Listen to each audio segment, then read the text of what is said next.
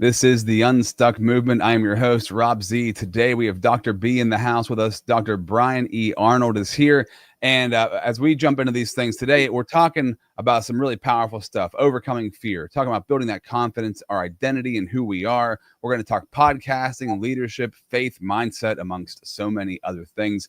But Dr. B, I love to jump in with a powerful question up front. You have a book out called There Is No Tiger. But in order to understand that there is no tiger, I need to understand what is the tiger that does not exist, and how do we beat the tiger that doesn't exist? Oh my gosh. Well, thank you for having me on, Rob. This is just, it is a pleasure. I'm so excited to be on your show today and just be able to talk about the stuff that I love talking about. So I wrote this book. It's called There Is No Tiger.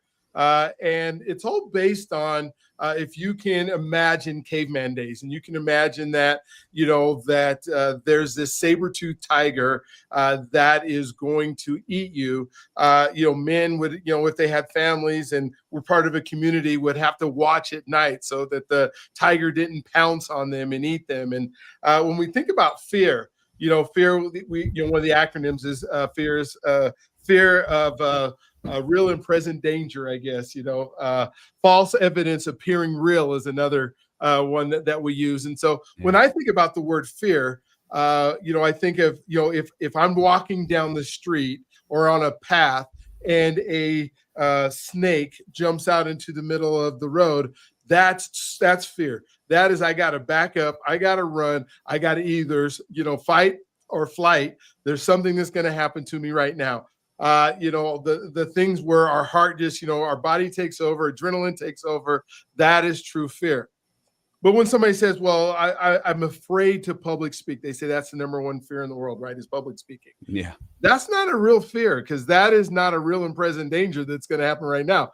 That is an actual anxiety about something that's going to happen in our future.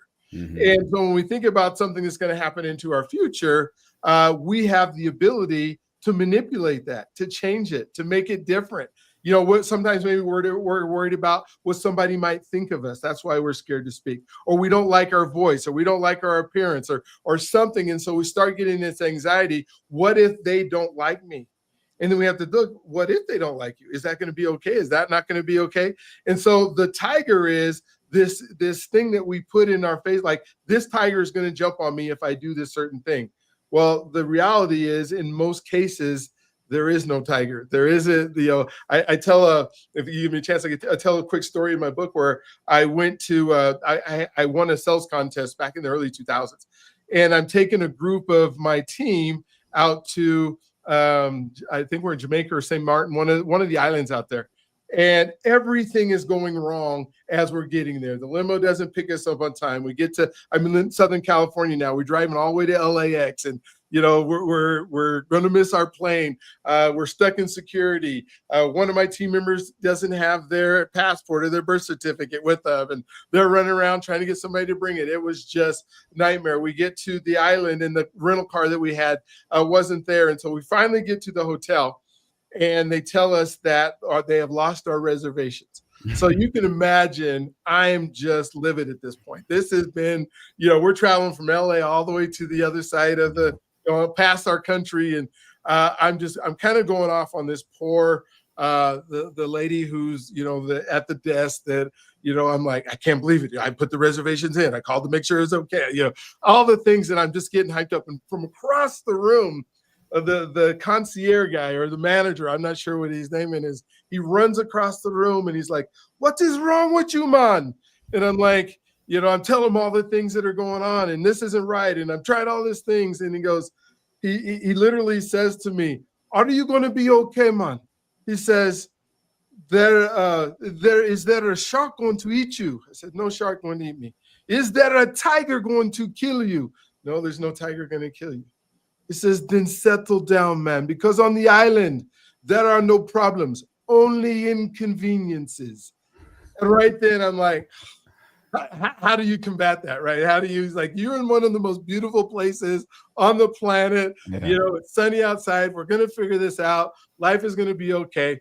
And since then, I've kind of taken my life when I get into those high pressure, stressful situations and say to myself, there's no tiger. What's the worst thing that could possibly happen to me? And so the book just kind of goes into how do we deal with those things when they come up? How do we control some of that anxiety that were there, and a whole bunch of steps and stuff that are in there that allow us to figure this whole thing out. So cool, man. And I love, yeah. honestly, hearing that moment. So that moment really changed you with that guy. It did. Oh my gosh. Yeah.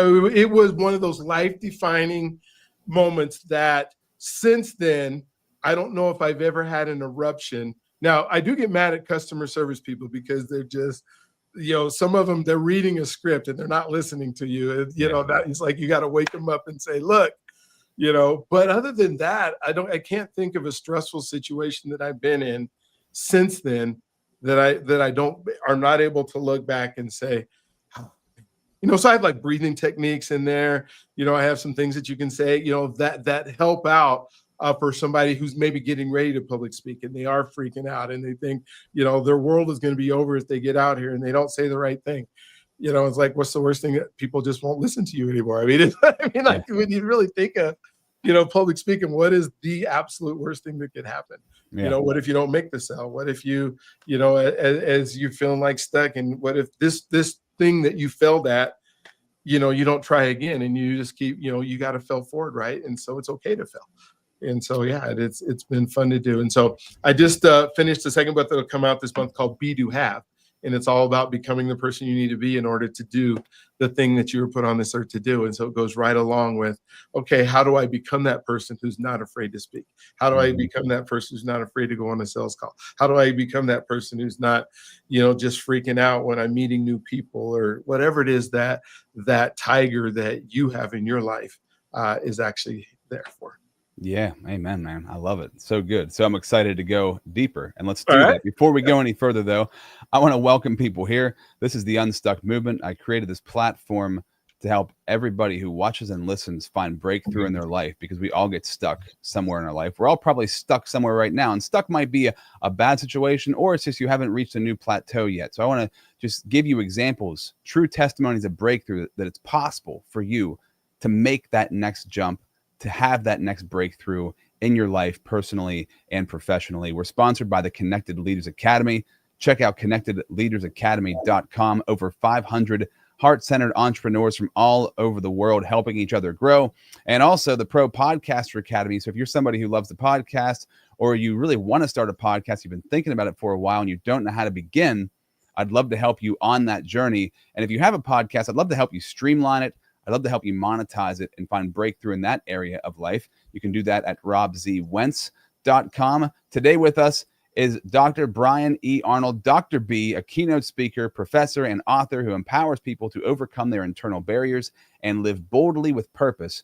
With over 20 years of experience, he specializes in helping individuals break through in key areas like faith, finances, and identity. So I'd like to go back in time, sir, if we could, just to know how you came to this place where you're at now. Was this the difficult thing in your life, finding that confidence in public speaking, finding that confidence in sales, and you found breakthrough? Or is that somebody that you've been from the jump of, you always had that confidence and you want to help other people experience the same thing that you have? Yeah, I wish I could say I always had that confidence. I wish I said I was born with it and as ability. So, to kind of just be honest and truthful with my past, is I was, I guess, diagnosed with dyslexia. At the time, they didn't call it dyslexia. They just called it, you don't know how to read and there's something wrong with you. So I'm in third grade, and all of a sudden I get moved out of the mainstream classroom, and like half of my day, I'm going to see these special ed teachers that are now telling me that I'm not going to amount to stuff, that this is the best they're going to be able to do with me. We got to get you to be able to read so that you can get through in life. And that might be the farthest that you're going to go. And I can remember going all the way through school. Like in high school, I had an English teacher who they took me out of the trailer. They had trailers for the special ed kids. That's when they separated everybody and made you really, I almost felt like I was coming to school on a short bus, but yeah. I wasn't quite there. But I remember going to the English class in ninth grade, and she would have me spell and I would have to memorize, and I would miss part of football practice. So I would have to stay after school so that I could go to, to her special training on how to spell. And so I would memorize the words. I would spell them correctly. She would let me go to practice.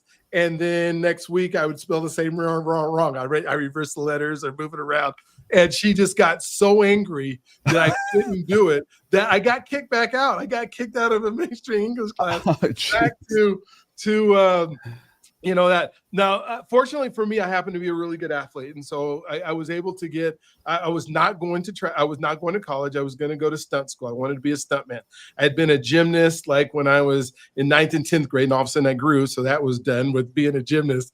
And so I became a track athlete, and I got a track scholarship. So I was able to go to school. And that's where I started beginning to get some confidence. They started to teach me about mind mapping and all these other things. And so I realized that, hey, this isn't that bad. If I go and ask the teachers for help, if I go and ask and do modalities, like my audio and my ability to speak became so enhanced because my ability to write wasn't there. And I wasn't able to write. I wasn't able to, turn in papers. The total equalizer is when I got my master's degree, and I got it in educational technology. And I was starting to able to use the computer to be able to be the equalizer on me being. So now I could talk to the computer. I could have a thing called spell check.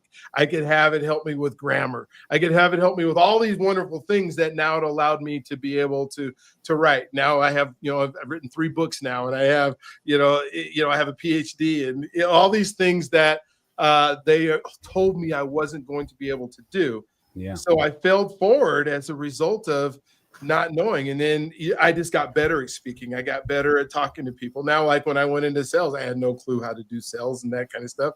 But I listened. I had coaches. I had people like yourself who would say, hey, these are things you need to do. If you're willing to do them and follow this system or whatever it was at the time, you'll get pretty good at this. And that's what I realized is, just like in athletics, where I had a coach who helped me become the best I could be in athletics, I could have a coach in business, or I could have a coach in whatever it is that I know I need to do. And so I'll never not have a coach. It doesn't make sense. I think I'll be 86 years old having somebody coach me into whatever it is I'm trying to do, because I don't know. They can see your blind spots. They can see, and they can encourage you, and they can grow you. And I was talking to a guy the other day. It's so much different than a therapist. Now, a therapist are needed, right? I'm not saying don't go to a therapist if you really need it, but a coach is the one who helps you become a better person, where a therapist is looking at what's wrong with you and then trying to just make that like to level playing field of everybody else. I want somebody who's going to make me better, not somebody or help me to become better, or help me to see those things. Like I said, therapists are great if you're at that point where you got to get to an equal basis. But I thought that was just a great conversation that I was having the other day about the difference between the two. So. Yeah, therapy, incredibly helpful for me. And then I noticed at one point in time, it was starting to hold me back. I had a lot of breakthrough in therapy, and sometimes you got to switch therapists too. But and you got to switch coaches too. But in therapy, more focuses on the past and what did happen. Coaching is focusing on the future and what can happen, or what will happen. Yeah. Right. And so those two things in tandem can be super powerful. But I often wonder, and this is a good question. I don't even know if I'm asking it to you or just in general. I wonder if you even need therapists at all if you have a great coach, because oftentimes I've noticed in my life, what happened to me didn't really matter as long as my vision for the future was strong enough. Yeah. Right. If your vision for who you can be is strong enough, then it doesn't matter what happened in the past. That stuff falls away. Yeah. But I wonder if that's true or not, because I got a lot of value out of therapy, but I did not have a coach until after I had a therapist. I wonder if I would have had that in reverse, how that would have went. But anyways, the point is that I think it's amazing, because I always, and on this podcast, we always talk about making your mess your message. Mm-hmm. And something that was a mess in your life becomes the message that you help other people get through. And it sounds like for yourself, that was definitely the case, that you had a mess of not being able to communicate well, of feeling like you were, a lower class of a human, I guess you could say, because you were in the trailer in the special ed class and these sorts of things. And for a lot of people, that can really, that sticks for the rest of their life, that they're always behind, that they're never going to catch up. And that's a mindset. How did you have a different mindset? Because was there somebody in your life who stuck out to you that changed your mind around you don't have to be this way? Or did you somehow, by the grace of God, do that for yourself? Well, I think a lot of it was God that, we were, in prayer and, asking God, why am I like this? Why, is this so hard for me? And then God sends people, right? He puts people in your life, whether it's for me, it was some of my coaches. I had back in the day when I was running track, I had a coach that got so mad at me, he threw a rake at me. But it created a bond that to this day, we still talk about that story. I've been coaching track now for 38 years and have coached some Olympians and, just was super successful in the sport. But there were people along the way that God sent, and I was receptive to them. Because I think part of it was just the pain of, I want to get better and I don't know how. And then the other part of it was they were giving me some really good advice. And I think like when you talk about the mess and then moving to the message, I think where a therapist really comes in handy or a therapist is really helpful is when I'm not ready for the coach. They say when the student is ready, the teacher will appear. Very true. When the athlete or the person who needs to be coached is ready, then the coach appears, and he appears in a way that can help you with whatever it is you need. And I think sometimes we got to get to that point where I can be receptive to what they're telling me, because there are uncoachable people. I know in your business and in my business, sometimes you tell people stuff and you're like, okay, I need you to do this, and I'm telling you it's going to work. And then they come back with all the reasons, excuses, and ways that they think it's either going to be better or that they can't do it because of. And you just look at them and go, then why did you hire me? If you're not going to listen to me at all, you want a sounding board, then, I guess I could do that. I mean, I don't mind taking your money if you don't want to listen to me, but I've done this before, even when I'm coaching kids on getting over hurdles or high jumping or something, and it's not the technique. Anybody can do the technique.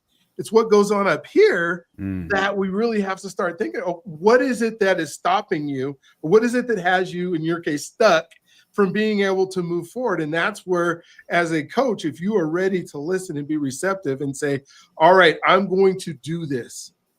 And then they do it and go, oh, that's what you meant. Yeah. And that's kind of what happened in life, right? That's so good. I mean, you just made me think of something that's so true in this. So my son, he's 10, right? And we have steps to go up into our house. We have, I think, 5 steps. And so he was really hung up on jumping all 5 steps at once, but he could only jump 4 at a time. And you could see him holding his foot back. He was holding himself back. Like he could do it, but mentally he couldn't do it. He could not picture that, because he thought, I'm going to trip, I'm going to hit my shin, I'm going to hit my knee, something's going to happen. So we kept doing it because he was determined to make this 5th step, but it was also really frustrating for him, and it was getting frustrating for me too. And so eventually he made it, and he kept making it. And then I noticed he was actually cheating. He was landing on the 1st step and jumping to the 5th step. So I'm like, buddy, you actually now you're faking it. You're faking it. You're not actually doing it. We caught that. And we had to go back again, and it took him forever, but he finally made that jump to the 5th step.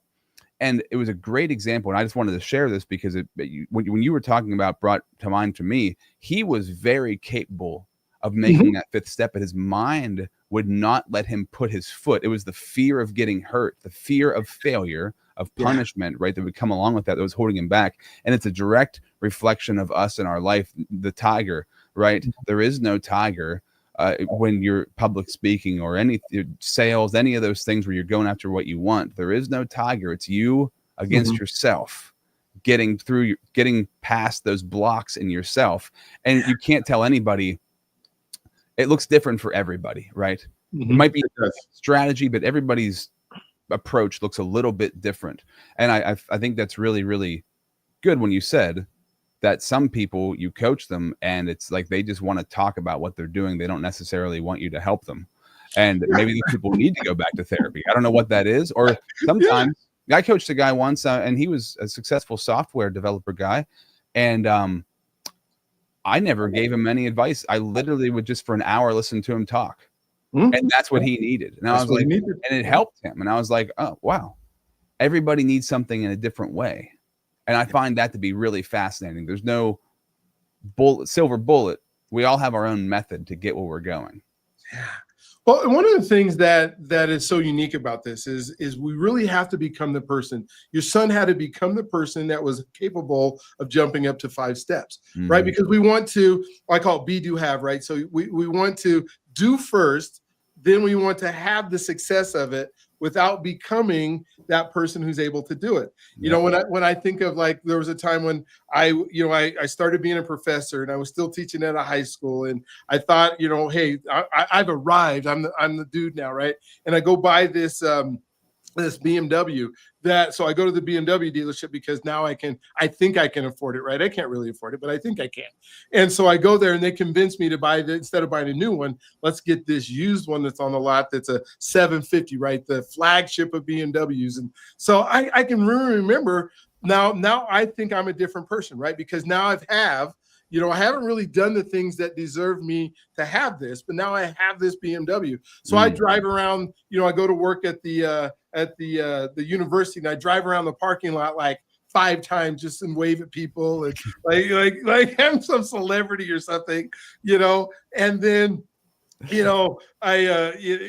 I do that, I'm like, okay, so I have this really cool car that I really can't afford that I'm driving around, and I'm working on my PhD down at San Diego State. So I'm driving from LA, and then I'm literally, because I'm paying for this car payment, like coming back at night, sleeping in the car because I can't afford a hotel because I look so good in this car, right? It has like this phone in it, but I don't have it connected because it was like $1 a minute back in the day. But I would sit on the phone and I would like pretend like I'm talking, and I'm like, oh my God, you idiot. Now that I think you were really doing and having. I was doing, I was having, but I hadn't become the person that deserved that car yet. Yeah. And so many of us, especially with our system of money and being able to get credit cards and borrow stuff and that kind of stuff, many times we haven't become that person that can go do it. And I love the analogy with your son. Now your son is, as now that person, he's become that person who can jump 5 steps. And now every time he goes to do it, automatic. Like right? It's automatic. I got this. This is no problem. When you're doing athletics, like I had an athlete this Saturday, he PR'd at 6'7", and so he's like all excited. Now he's become the person that can high jump 6'7".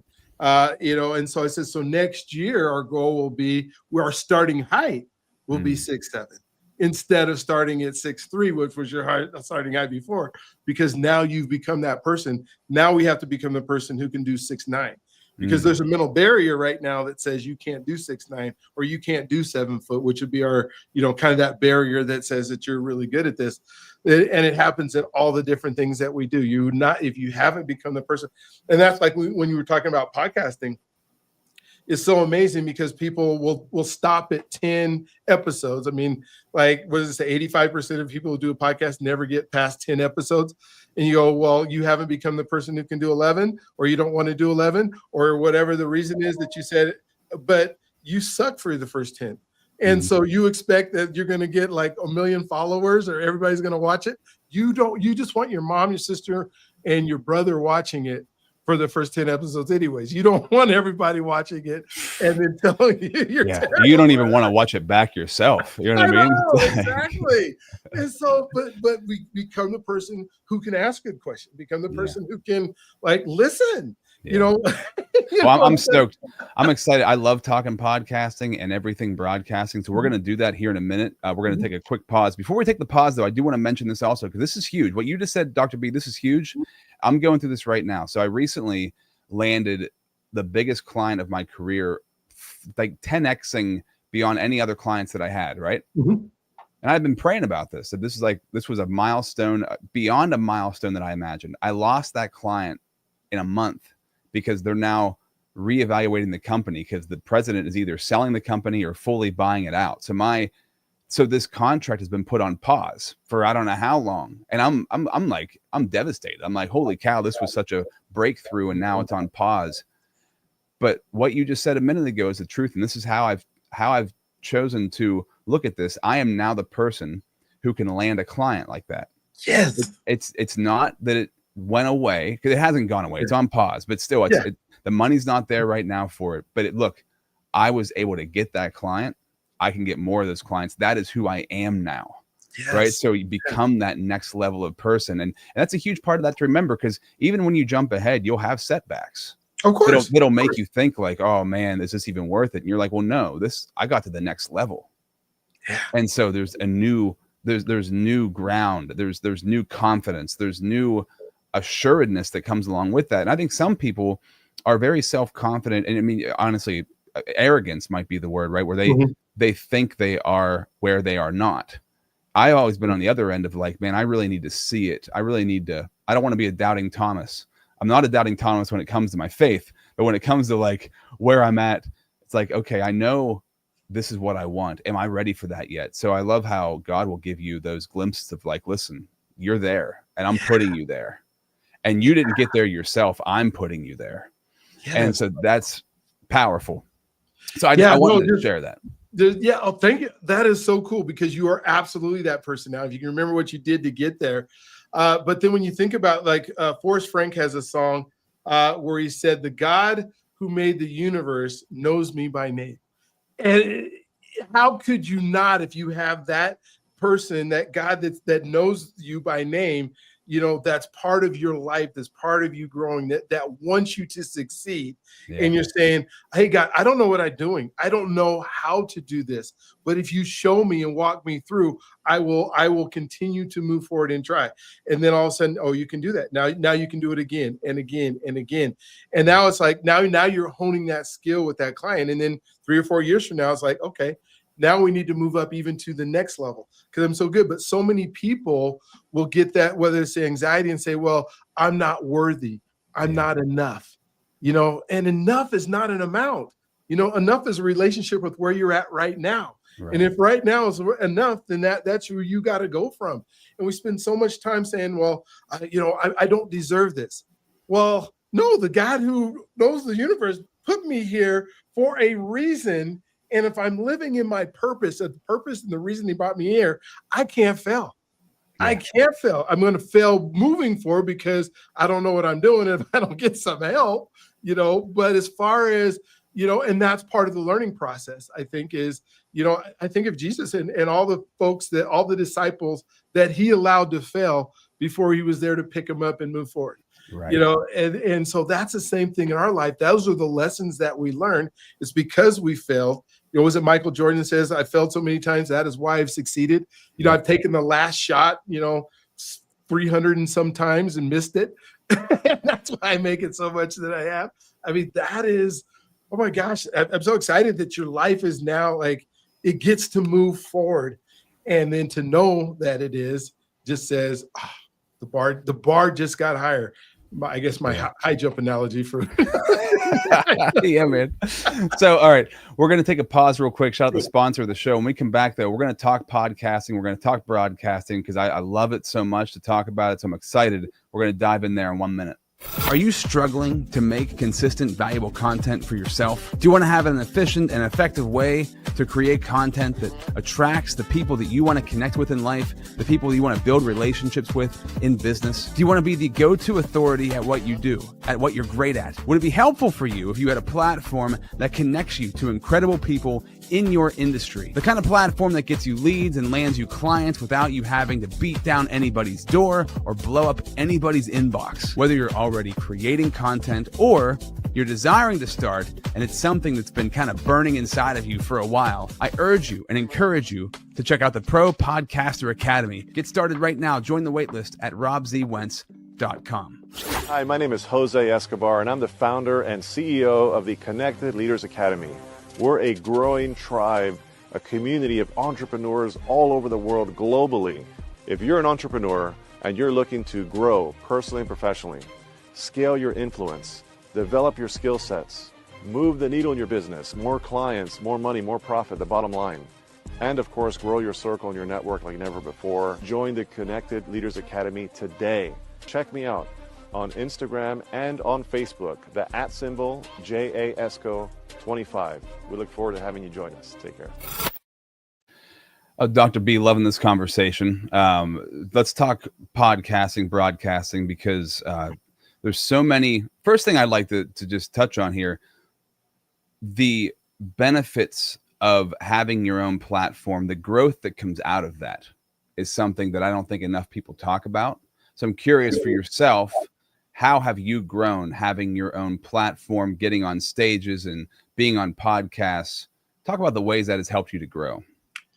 Yeah, I mean, when you think about podcasting, or why when I first did my very first podcast, I just wanted to help folks. It was folks of color, and I said this is called the blackwealthexperience.com, and I said I just need to, because I want people to go stuff. I don't, I had a radio show back in the day, and so it was about money, and so I said, let me just do something. I don't know anything about podcasts. I don't know anything about subscribers, but my first thought was, wow, I need to have a whole bunch of people watch the show before or I'm not successful at it. Yeah. And what I've come to realize is it has nothing to do about the amount of subscribers that I have, because I've become a better speaker. I've become a better listener. I'm better at the sales process. I'm better at, communicating with people. I'm better at relationships as a result of it. There's so many benefits that happen. I started, I was in the mortgage. I guess I still am. I do mortgages, and I went to some coaching, and they said, well, you got to go do these coffee appointments with real estate agents. And if you do coffee appointments with real estate agents, then they'll get to know you. They'll create a relationship with you. And then all of a sudden, they'll start sending you business. And that's how you're going to grow your mortgage business. And so I get this list. I buy this list. I don't know, like $1,000 to pay for the list of 2,000 real estate agents who are doing something. And I start calling them. Like I'm hammering out the calls, 50 a day. And I'm getting like 5 people answer the phone, because nobody answers their phone anymore these days. And I'm getting like 1 person will have an appointment with me. Then I drive across town to do this coffee appointment, and then they don't show up. And I'm like, this is stupid. So I started I just watching and looked. I started the Mile High Real Estate Spotlight podcast.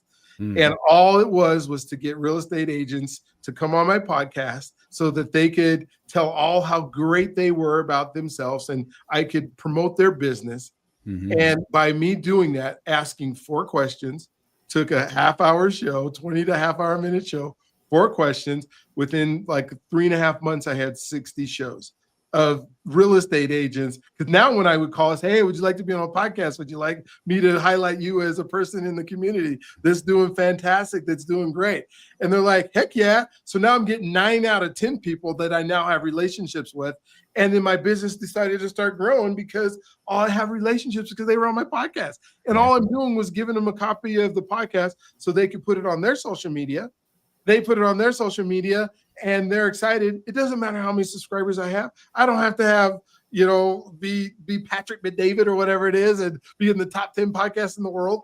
I'm helping a community in a way that impacts the community and helps the people that I'm talking to. And so, oh my gosh, it's been so fun. So that was a big thing. One other example is I have one called The Journey to Freedom, where I'm working with Black men. And that I've done 175 episodes of successful Black men to help get unstuck and to help become the person and all these things. And the relationships that I've gotten out of that, the amount of business that I've gotten out of that.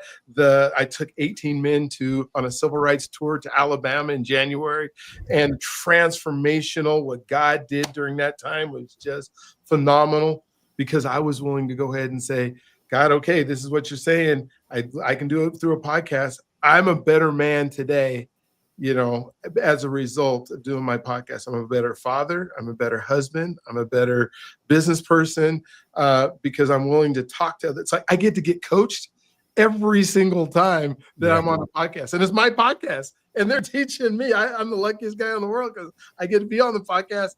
And I'm asking, what did you do to get where you're at? And they tell me their story. And I'm going, oh, I can take that. I can take that. I can take that. I can take that. Oh yeah, I'm going to incorporate that right in my life. I never heard of that before. Oh my gosh. Man, it's incredible.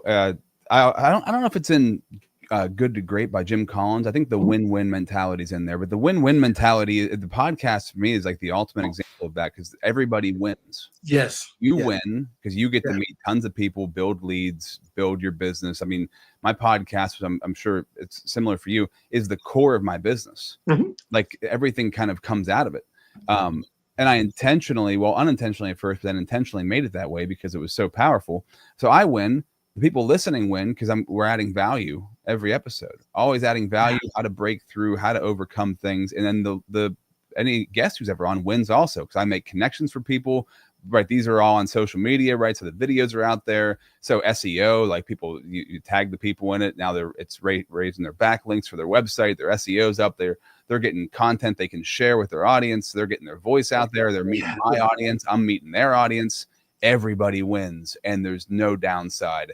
Especially, and this is why I always encourage people to monetize their podcast, because the one thing, if you've got a lot going on in your life, a podcast can take up a lot of time. So how well can you streamline it or outsource it? And how well can you monetize it? Because then it becomes a real functional vehicle. Now it really makes sense. Because I did a podcast for years. I also was in radio. I was in radio broadcasting for 20 years. And I had a podcast during that period of time that I never made any money off of. I did it for fun. It just was fun to do. And I was like, this takes up so much time. Why am I doing something that takes so much time? And I should be getting paid for it in some way, shape, or form. And it also brings more value, in my personal opinion. I don't think everybody has to do that, but it definitely brings more value and makes it more real.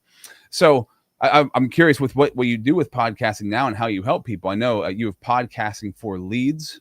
What is that all about? And how do you create organic leads through your podcasting? I know you already touched on that there, but is there more to it? Yeah, I mean, the biggest thing is you have the ability to get leads if you start a podcast by finding the right audience that you're trying to get the leads to, and then serving them in a way that is going to help them grow their business. And if you always are willing to serve others, then you get to reap. If you go into it thinking about, this is the money I'm going to make, and it's all about the money that I need, and I need this money to happen right now, then you're probably not doing it for the right reasons. But if you can figure out how to serve a group of people, and that you can find people that are looking for what you have. And that's, I think, the big thing for me is, when I started out in sales, I was trying to convince people that didn't want what I have.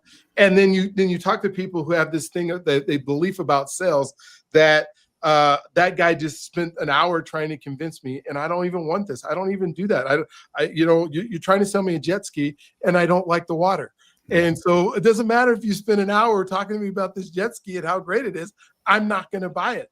So what I'm looking for when I'm finding people is how do I make sure that people are finding people that have what they want?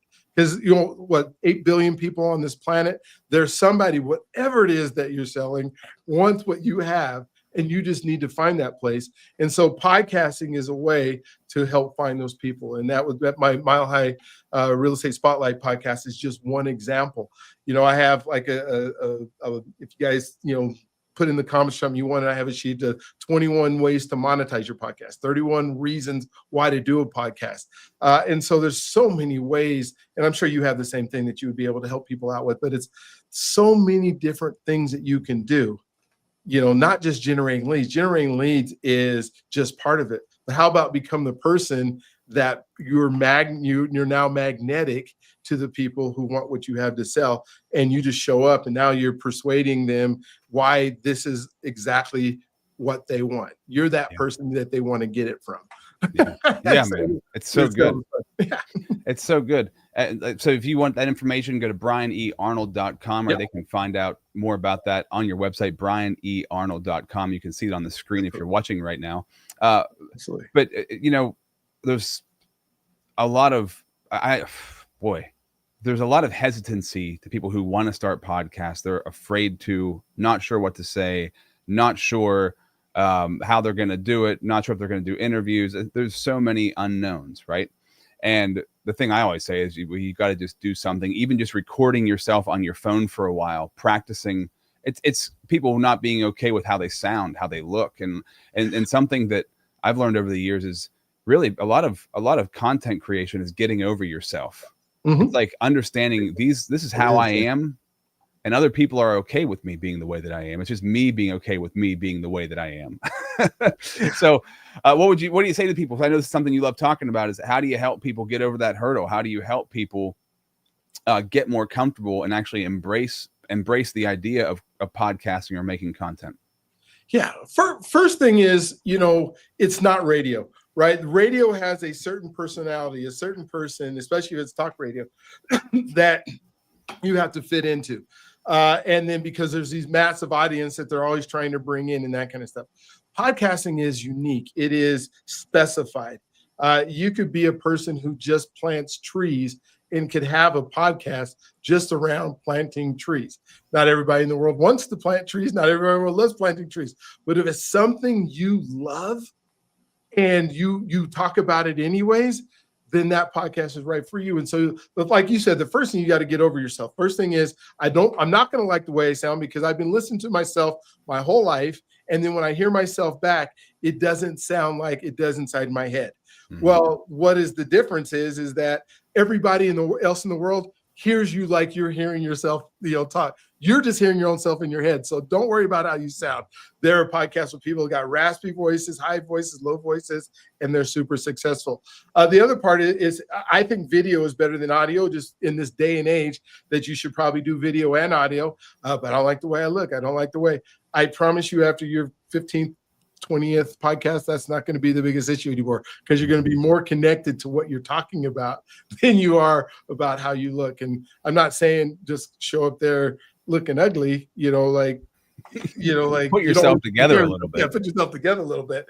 But the other side of it is, like you said, let's practice, let's work, let's do one. Start out. Here's what I did before I even started. I decided almost 3.5 years ago that I was going to do a post on social media every single day for the next 30 days. That's what I decided 3.5 years ago. 30 days came, I said, I can do 90 days. 90 days came, I said, you know what? I think I can go 6 months. 6 months came, and I said, I think I can go a year.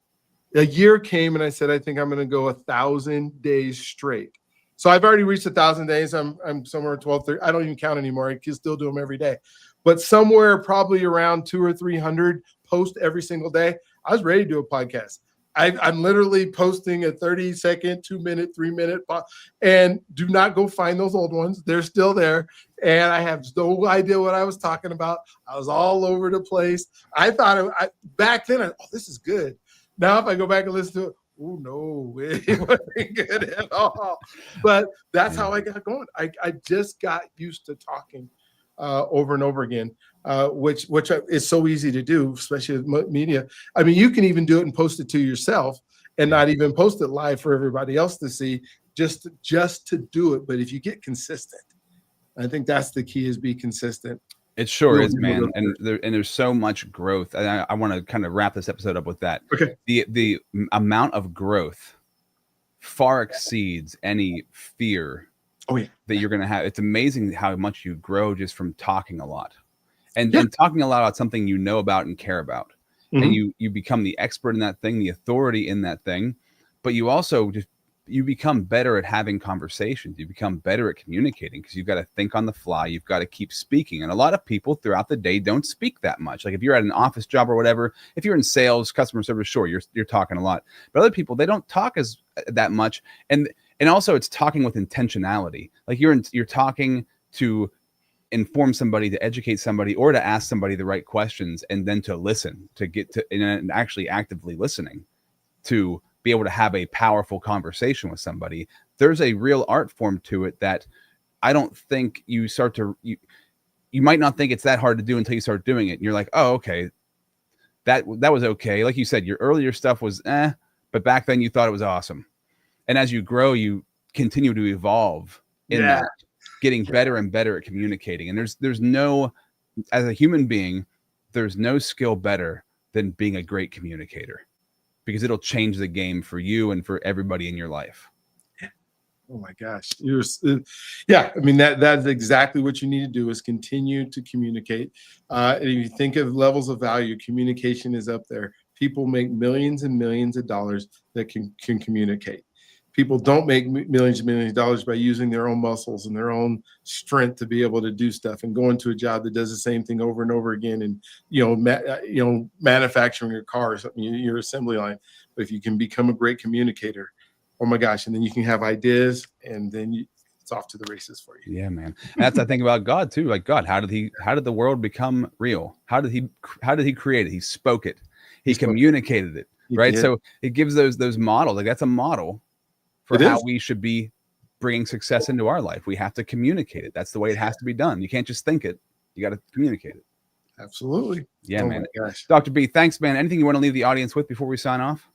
No, the thing is that you can do this. You have the ability to whatever it is that you're wanting to achieve. If podcasting is one of it, both of us think you should have a podcast. I think all of us should have a podcast at some point in our life, and to be able to do that. And if there's something that I can do to help you to be able to do that, if there's something through my podcast or things that I'm doing that can make you a better person, I can help you become the person that you need to be in order to do what God put you onto. I would say, let's go. I would say, let's go, let's grow, and let's become. I love that. Let's go, let's grow, let's become. That's good, man. All right. Another true testimony of breakthrough. It's been awesome having you on here, Dr. B. Until next time, this is the Unstuck Movement.